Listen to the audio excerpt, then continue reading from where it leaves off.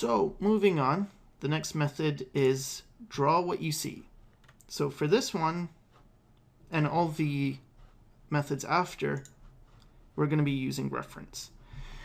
Now, this is really important, and it's something that I don't know why, but there's a stigma that if you're using reference, you must not be a real artist because real artists don't use reference. Well, that's kind of nonsense. I mean, every professional I know, every single one of them uses reference. Even the people who might say, I don't use reference, they probably use reference and they're just saying it. And the people who are just drawing and you're looking, maybe they're just drawing from imagination and, whatever. They're drawing a person. You're like, well, they don't have a reference there. And it's like, yeah, they don't have a reference, but that's only because they've been drawing from reference and they really understand. And you're just looking at the end result. So, it's like anything. Like, you wouldn't see a pianist on stage, a concert pianist, someone who plays piano. Anyway. Yeah, you wouldn't see them on stage practicing scales, right? But that doesn't mean they don't practice their scales. They didn't learn how to read music. That means they've done all of that, and because of that, then they can play, and they don't have to show you what they've gone through. But anyway, so that's just my thing on reference. But draw what you see. So what's that about? Well, the first thing is that you would usually start with this frame. And you get your framing down.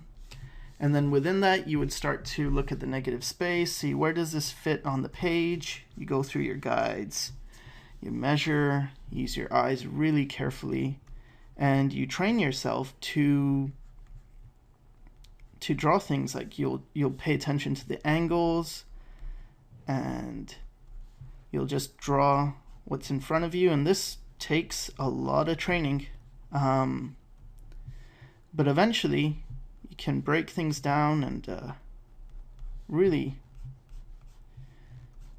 do a pretty decent drawing of what you see. So without going too much, because I think you can get a general idea of this. It's a very slow process. You get faster with practice, but yeah. Let's go over the pros and the cons. Well, the pros are that with a lot of practice again, and here's another pro, it's that you don't need talent to do this. You just need to practice and understand what to practice. There's really like a way of breaking things down. Things like bark drawings and just training yourself. It's something that, you really don't need to be thinking in terms of talent. So that's something that's great. If you've heard your whole life that artists need talent to draw. Well, in this case, they don't. It's just practice.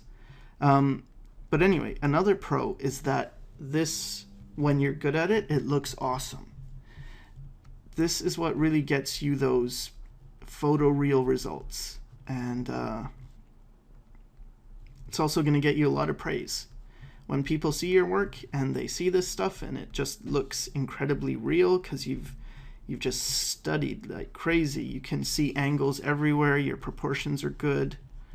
Then yeah, you're going to get praise. So it's also popular on YouTube. You can see a lot of people who do photorealistic images. And this is all it is. It's that they've trained their eye to see values, to see angles, to see proportion. Things like this little thing. I'm just looking at this angle from here to here, making sure it's correct. And in life drawing, if you've ever done life drawing, or maybe you've even just seen artists and they hold a pencil in front of their face and they're just measuring and adjusting for angles and things like that. This is really what they're doing. They're drawing what they see.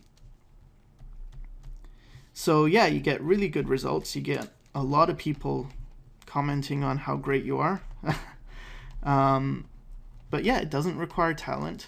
It just requires hard work. Now, some of the cons, though. The biggest con with this is that you are drawing what you see. So you can't draw from imagination. You might strengthen your visual library, meaning that after doing this and after really studying, you could draw this from imagination. You've memorized this. You could also understand the proportions of it. But really, if someone tells you to just draw something from imagination, it's going to be really difficult for you. It helps now to learn your anatomy and to learn all that, but you don't actually need it that much, just because if you're really, really, really good at copying what you see, you're going to get that anyway, almost by accident. But then a lot of people think that, and then you look at their work, and again, it's like the person who is copying. You'll see little mistakes, little areas they didn't get. The other thing is that there's not much life in this.